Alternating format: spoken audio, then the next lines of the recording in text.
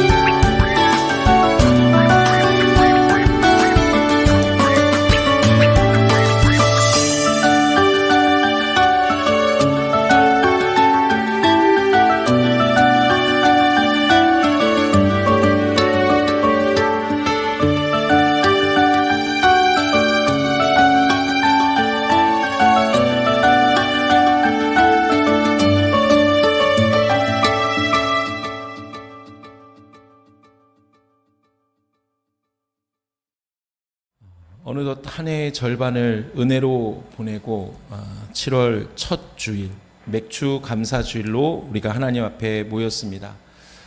생각해 보면 참 많은 일들이 있는 지난 6개월이었죠. 근데 그때 우리의 삶을 지탱해 주시고 인도해 주신 그 하나님의 은혜에 진심으로 감사하는 이 시간이 되기를 소망합니다. 우리 다 같이 한번 고백해 볼까요? 모든 것이 하나님의 은혜입니다. 아멘이십니까? 네. 오늘 말씀을 사모하여 이 자리에 계신 모든 성도님들께 하나님의 크신 은혜, 특별히 살아있는 하나님의 말씀이 우리의 심령 골수를 쪼개기까지 하는 역사가 일어나는 이 놀라운 시간이 되기를 주님의 이름으로 축복합니다. 우리가 오늘 지키는 이 맥주 감사 주일은 구약 성경에서 깊은 뿌리를 두고 있죠. 특별히 출애굽기 23장에 보면 하나님께서는 이스라엘 백성들에게 1년에 너희는 3번 절기를 지켜야 한다라고 명령하십니다. 그 절기가 무엇이죠?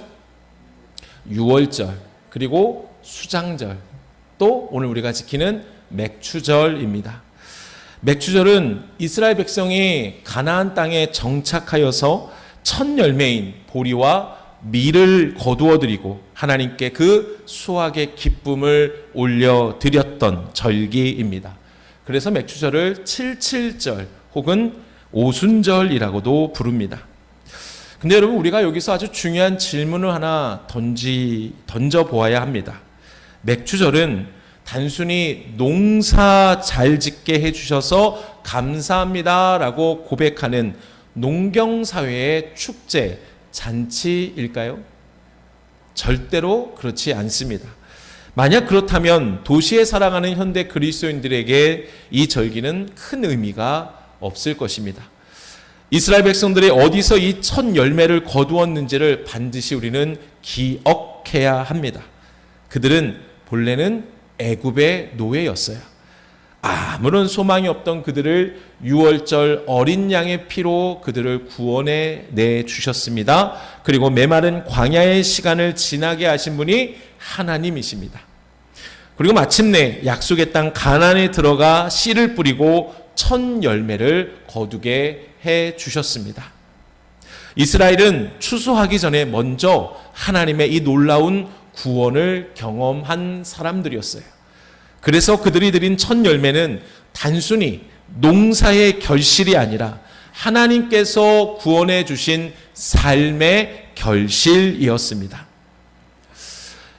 다시 말해서 구약의 맥추절은 단순히 오늘 거둬들인 곡식에 대한 감사의 절기가 아니라 애굽에서 건져내신 과거의 그 놀라운 구원의 사건이 광야라는 시간을 지나서 오늘 나의 삶에 생생한 열매로 맺혀졌음을 확인하고 거기서 또 끝나는 게 아니라 나아가 동일한 하나님의 은혜가 계속 이어짐을 믿고 감사하는 영광스러운 신앙을 고백하는 절기입니다.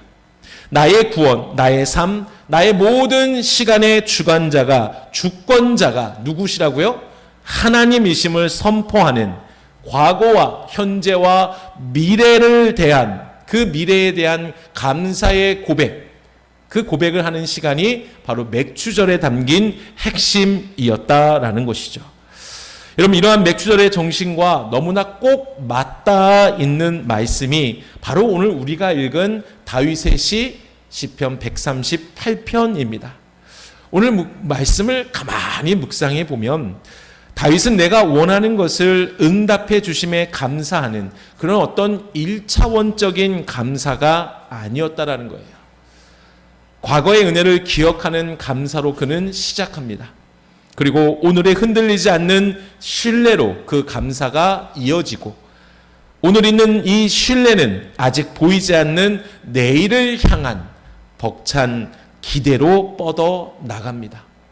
다시 말해 시편 130편에 등장하는 다윗의 감사는 과거와 현재와 미래를 관통하는 감사의 대서사시를 기록하고 있는 시라는 거예요. 그래서 오늘 설교 제목이 뭐라고요? 제가 띄워드릴 줄 알았죠? 네, 안 띄워드려요.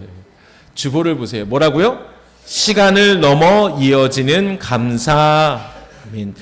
여러분, 오늘 말씀을 통해 다윗이 자신의 인생을 하나님의 은혜로 어떻게 해석했는지 함께 살펴보고 한 해의 절반을 지나며 예배하는 우리 모두도 과거와 현재와 미래를 하나님의 은혜로 바라보는 감사의 시간이 되기를 주님의 이름으로 축원합니다. 본문을 들어가면서 먼저 시편 138편에 기록된 배경을 좀 우리가 생각해 보아야 돼요. 138편의 시는 다윗이 기록했습니다. 우리가 알고 있듯이 다윗은 감사할 만해서 감사한 사람이 절대로 아니었다라는 거죠.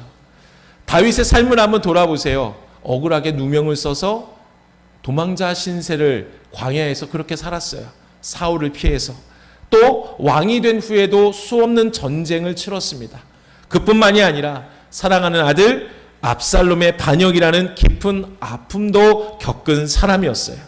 그의 삶을 돌아봤을 때 하나님의 은혜가 아니었다면 결코 그는 끝까지 그의 인생을 걸어갈 수 없는 사람이었다라는 것이죠. 그래서 오늘 본문의 감사는 좋은 일이 생겨서 내가 감사합니다라는 고백이 아닙니다. 인생을 돌아보니 하나님께서 모든 순간 나와 함께 하셨다라는 것을 깨닫는 그 사랑의 감사의 고백 시간이고, 지금은 보이지 않았던 그 놀라운 하나님의 손길이 지나고 나니 선명하게 보였던 다윗의 모습을 발견하게 됩니다. 사랑하는 여러분, 우리도 한 해의 절반을 지나왔습니다. 지난 시간 돌아보면 기쁜 일 있었습니다. 하지만 예상하지 못한 일도 분명히 있었을 겁니다. 그러나 오늘 다윗처럼 우리의 지난 시간을 하나님의 시선으로 다시 바라본다면 우리 역시 감사의 이유를 발견할 수 있게 될 것입니다. 그러면 오늘 본문에 등장하는 다윗의 시간을 넘어서는 세 가지 감사는 무엇이었을까? 그것을 발견하면서 우리의 감사를 회복하는 이 귀한 하루가 되기를 주님의 이름으로 축복합니다. 가장 먼저 같이 읽어볼까요? 시작. 아멘. 본문 3절을 같이 한번 읽어볼까요? 시작. 주께서 응답하시고 내 영혼에 힘을 주어 나를 강하게 하셨나이다. 아멘. 여기서 다윗은 먼저 과거에 대한 은혜를 기억하며 감사하는 모습을 발견합니다. 특별히 다윗은 내가 간구하는 날에 주께서 응답하셨다라고 고백을 하죠. 그런데 여러분, 여기서 우리가 원어로 좀 풀어서 보면은 다윗이 진짜 감사하는 포인트는 내가 하나님 앞에 기도했어. 하나님이 이 기도를 응답하셨네. 그리고 문제가 짠 하고 해결되었다. 그래서 나는 감사합니다. 라고 하는 고백이 아니라는 거예요.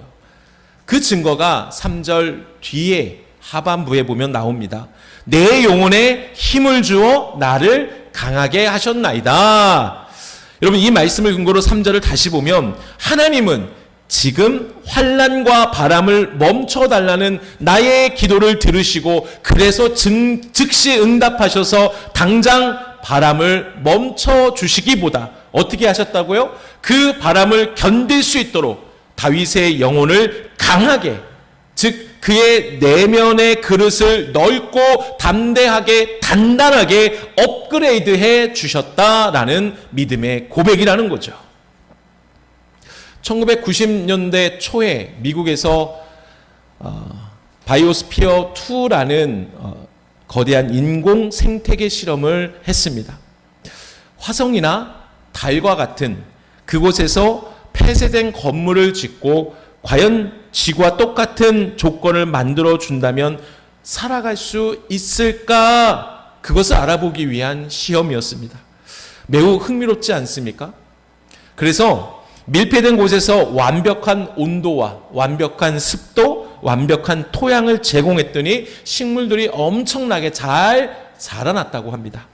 그런데 어느 정도 자란 나무들이 갑자기 픽픽 쓰러지는 거예요. 이유가 무엇이었을까? 왜 그랬을까요? 그 온실 안에는 바람이 없었기 때문입니다. 나무는 거센 바람을 맞으며 흔들려야 뿌리를 더 깊이 내리고 스스로를 지탱하는 일명 스트레스 목을 만들어 낸다고 합니다. 그러니 바람이 없으니 스스로 다 무너져 버린 것이죠. 고린도후서 12장에 보면 사도 바울의 고백을 볼 수 있습니다. 여러분, 사도 바울이 완벽한 사람인 것처럼 기억하고 있죠? 똑똑했습니다. 우리나라로 말하면 서울대 가문의 사람이었어요.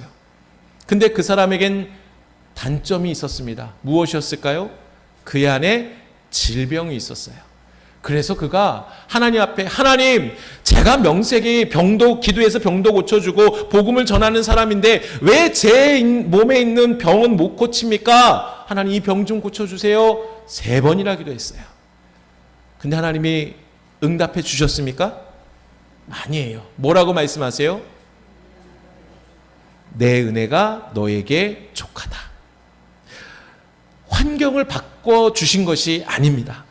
바울이 교만해지지 않고 끝까지 사명을 감당할 수 있도록 그의 영혼을 강하게 만들어 주신 겁니다. 할렐루야. 그렇습니다. 여러분, 맥주를 지키는 이 시간 우리는 지난 6개월을 돌아봅시다. 혹시 기도했는데도 지금의 상황이 바뀌지 않아, 변하지 않아 답답해 하셨습니까? 하나님은 때로 우리 삶의 바람을 멈춰주시는 대신 우리가 쓰러지지 않도록 영혼의 뿌리를 깊게 내리게 하셨음을 여러분 믿으시기를 바랍니다. 지난 6개월 동안 하나님이 모든 문제를 다 없애주신 것은 아닐지라도 그 문제를 견딜 힘을 주셨기에 오늘 우리가 여기까지 올 수 있었음에 여러분 우리 시간 감사하기를 간절히 바랍니다. 명심하세요. 은혜를 기억하지 않은 사람은 절대로 감사할 수가 없습니다. 감사는 받은 것이 많아서가 아니라 잊지 않는 사람에게서 시작되는 거예요. 그러니 6개월 동안 견딜 수 있는 힘을 주신 하나님의 은혜를 여러분 기억하시며 이 시간 하나님께 감사하는 시간이 되기를 주님의 이름으로 축원합니다. 두 번째, 다윗은 오늘 어떤 감사를 하냐? 같이 한번 읽어볼까요? 시작. 아멘. 과거의 은혜를 기억하며 감사했다면 이제 현재를 감사해야 되는 거죠. 4절 5절을 같이 한번 읽어볼까요? 시작. 여호와여, 세상의 모든 왕들이 주께 감사할 것은 그들이 주의 입의 말씀을 들음이오며 그들이 여호와의 도를 노래할 것은 여호와의 영광이 크심이니이다. 아멘. 여러분, 다윗의 감사는 과거에 머물러 있지 않아요? 오늘로 이어지고 있습니다. 4절과 5절을 보면 세상의 위대한 왕들이 여호와의 말씀을 듣고 찬양할 것이다 라고 말하고 있어요. 이처럼 하나님은 이 우주에서 가장 높고 가장 크신 분입니다. 그런데 놀라운 반전이 6절에 이어지고 있어요. 같이 읽을까요? 시작. 여호와께서는 높이 계셔도 낮은 자를 굽어 살피시며 멀리서도 교만한 자를 아심이니이다. 아멘. 여호와께서 높이 계셔도 낮은 자를 굽어 보시며, WBC라는 주석책에서 이 부분을 이렇게 한 줄로 요약하고 있습니다. 시작. 같이 읽어볼까요? 시작. 초월적 위엄과 내재적 친밀함의 완벽한 조화. 저를 보세요. 그 아래 작은 글씨 보지 마시고요. 저를 보세요. 이 말을 이해하신다 손 들어보세요. 역시 WBC는 어려운 주석책입니다. 이게 무슨 말이야 라고 고민하고 고민해봐도 어렵습니다. 그래서 그 밑에 작은 글씨 좀 보이세요? 같이 한번 읽어볼까요? 시작. 우주를 다스리시는 하나님께서 오늘을 힘겹게 사랑하는 낮고 천한 나에게 시선을 고정하고 계십니다. 이 뜻이에요. 초월적인 위엄. 하나님은 우주, 이 땅에 가장 높고 크신 분이세요. 그 초월적인 분이 내재적 친밀함, 가장 낮고 비천한 나에게 가까이 오셔서 나를 살피시는 분이라고 얘기하는 거예요. 여러분, 이것이 바로 오늘 지금 이 순간 우리가 어떤 상황에서도 감사할 수 있는 가장 확실한 이유가 됩니다. 이 부분을 이렇게 한번 예를 들어볼까요? 세계적으로 권위 있고 능력 있는 의사가 있다고 생각해 봅시다. 그 의사를 만나기 위해서는 아무리 권력이 있어도 돈이 있어도 몇 달을 기다려야 돼요. 근데 그 명의가 집으로 돌아와 현관문을 열자마자 놀이터에서 놀다가 무릎이 살짝 까진 5살짜리 손주를 봅니다. 그때 이 명의는 구급상자를 가지고 뛰어가서 무릎을 꿇고 정성껏 약을 발라줍니다. 그는 세상에서 가장 능력 있고 권위 있는 의사지만 내 손주에게는 어떤 사람이에요? 가장 가까운 할아버지이기 때문에 그 어떤 기다림 없이 손주는 조건 없이 치료를 받을 수 있었습니다. 창세기에 나오는 하갈이라는 여인을 아십니까? 그녀는 아브라함의 아내인 사라의 종으로 사라에게 학대받고 임신한 채로 쫓겨났습니다. 그 시대 가장 낮고 비천한 여종이었죠. 모든 사람이 그녀를 버렸을 때 크고 높으신 하나님께서는 그녀가 있는 광야로 직접 내려가셔서 그녀를 위로해 주십니다. 그때 하갈이 나를 만나주신 하나님을 이렇게 고백합니다. 따라해 볼까요? 엘로이. 무슨 뜻일까요? 나를 살피시는 하나님. 할렐루야. 오늘 이곳에 앉아 계시지만 마음은 여전히 광야처럼 메마르고 세상에서 나 혼자 덩그러니 남겨진 것 같다고 느끼는 분이 계십니까? 이사야 66장 1절에서 하나님은 내가 어떤 존재인지를 이사야에게 분명히 말씀하세요. 저 하늘이 나의 보좌다. 이 온 땅이 내가 밟고 서 있는 발판이다라고 말씀하세요. 하나님이 얼마나 위대하신 분이십니까? 온 하늘이 하나님께서 앉아 계신 보좌예요. 이렇게 온 세상을 다스리시는 하나님이 오늘 우리의 하나님의 은혜 없이는 나는 살 수 없습니다라는 그 낮은 마음, 흘리는 눈물을 하나님께서는 살펴주신다라는 거예요. 이 놀라운 하나님의 은혜를 신뢰한다면 우리는 마땅히 감사해야 하지 않을까요? 오늘을 감사해야 되지 않을까요? 그러므로 우리의 감사는, 성숙한 성도의 감사는 문제가 다 해결되었기에 하는 1차원적인 감사가 아니라 지금도 나의 모든 형편을 살피시고 나를 붙들고 계시는 하나님을 신뢰하기 때문에 드리는 감사임을 여러분 믿으시기를 바랍니다. 그래서 여러분, 신뢰란 무슨 뜻입니까? 신뢰는 믿으신 의뢰할 레자를 쓰죠. 사전적 의미는 무슨 뜻입니까? 믿을 만한 분에게 내 삶을 맡기는 것입니다. 그래서 하나님을 신뢰한다는 것은 내 모든 것을 믿을 만한 하나님께 맡기는 것을 뜻하는 거예요. 그러므로 여러분, 지난 은혜만 기억하며 감사하는 그런 삶이 아니라, 물론 그것도 중요하죠. 그 삶에서 좀 성장하여서 오늘도 가장 높으신 하나님께서 가장 낮고 낮은 아무것도 볼 거 없는 나를 살피시고 계심을 믿고 그분을 신뢰하시기를 바랍니다. 환경보다 하나님을 믿고 형편보다 하나님께 자신을 맡겨보세요.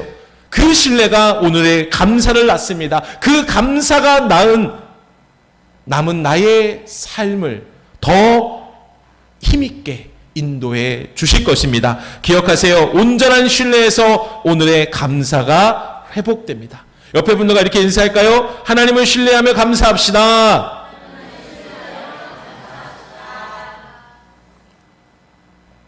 제발 하나님을 신뢰하세요. 세 번째로 마지막입니다. 같이 읽어볼까요? 시작. 내일도 하나님을 기대하며 감사합시다. 아멘. 지금까지 본문에서 다윗은 과거, 현재의 하나님을 감사하고 있습니다. 이제 다윗은 시선을 미래로 돌립니다.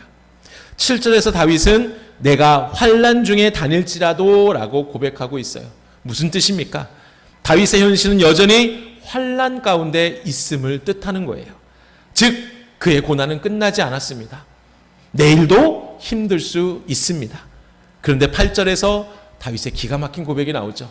8절 상반부를 같이 읽어볼까요? 시작. 여호와께서 나를 위하여 보상해 주시리이다. 아멘. 다윗은 자신의 인생을 향한 하나님의 목적이 반드시 완성될 것을 믿었습니다. 세상은 내가 입은 은혜에 대한 표현을 감사하고 있지만 우리 기독교의 감사는 무엇입니까? 그것을 뛰어넘습니다. 아직 오지 않은 나의 미래에 하나님께서 개입하셔서 일하십니다라고 믿는, 하나님 뜻대로 인도해 주실 것을 믿는 미래를 향한 믿음, 그것이 바로 우리 기독교의 감사죠. 세계적인 거장 감독이 영화를 찍는다고 상상해 보세요. 여러분이 그 영화의 주연 배우입니다. 동떨어진 이야기라서 별로 감이 안 오십니까? 감동이 없으십니까? 여러분이 주연 배우라고 하세요. 생각해 보세요. 우리가 그 영화에 캐스트된 배우라면 때로는 대본이 이해가 안 될지라도, 밤샘 촬영이 이어질지라도 불평하지 않습니다. 왜 그럴까요? 왜 그럴까요? 감독이 세계적인 거장이기 때문이죠. 왜요? 내가 지금 힘들지만 지금 참으면 결과는 이미도 멋진 영화, 내가 전 세계 유명한 배우가 될 수 있다라는 확신이 있기 때문일 것입니다. 여러분, 세계적으로 유명한 우리나라 대표 감독 중에 한 명인 봉준호 같은 감독이 우리에게 큐! 하고 사인을 보낼 때에 결말은 이미 다 보장된 것 아닙니까?